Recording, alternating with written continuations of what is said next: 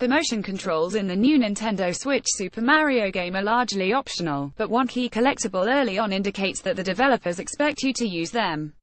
Those motion controls are far easier to input when the Switch is connected to a TV than when it's running in handheld mode.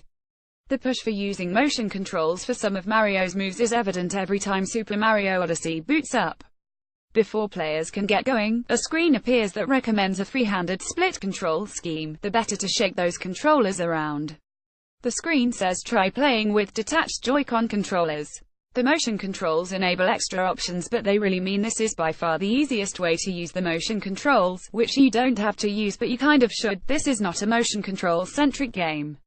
The most important moves in the game don't require any shakes. Mario's basic running and jumping moves are all stick and buttons, as they've been for most of his adventures. Odyssey's new signature element, Mario's sentient cap named Cappy, can also be controlled with a button, at least at the most basic level. To toss Cappy at enemies or to use Cappy to possess other creatures and things, the player just taps a button. You can also toss Cappy with a shake of a Switch controller, and shakes in certain directions can trigger more advanced moves that don't have any button-based input options.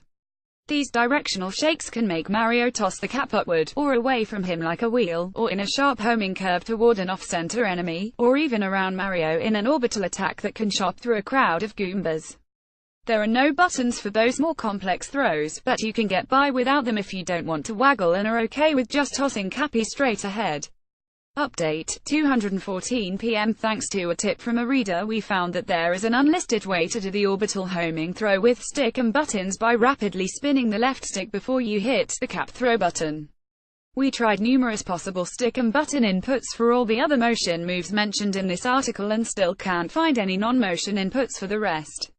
There are also motion control-only moves for some of the many beings Mario possesses.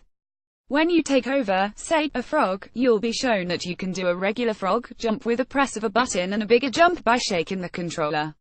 Regular button jump, motion jump. In our time with the game, we found a small number of the game's hundreds of collectible power moons that appear to only be collectible using a motion control move. Chris Kohler, who reviewed the game, found a couple. My colleague Laura Kate Dale at Kotaku UK told me that she also found a few seemingly motion-only moons among the 600 or so OSHES gathered so far. I've grabbed 107 moons, and among those, found one. In the shot below, you'll see a moon hovering in the night sky that Frog Mario won't be able to reach without a motion control jump. The moon is grayed out in the shot, because I already got it. Nevertheless, you can see me get it in this next clip. I do the button jump twice and can't reach it. Then I do the motion jump and grab it. Since I already claimed the moon prior to recording, I get coins for my effort, this time around. Maneuvers in Mario Odyssey that are triggered by motion control tend to be supercharged versions of button inputs, bigger jumps, faster flying, etc.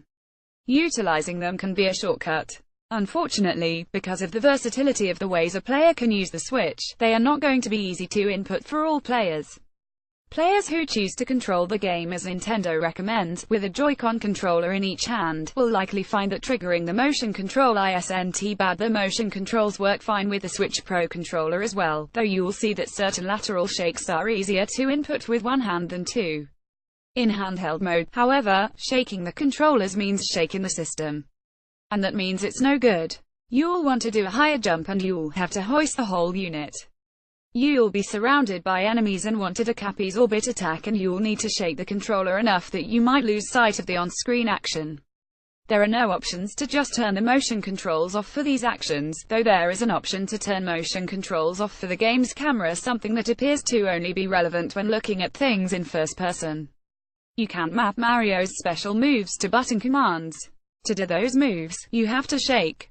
This may not be a surprise to people who have played other games made by the Tokyo-based Nintendo studio responsible for Odyssey. Their Super Mario Galaxy games mixed button commands and shake controls.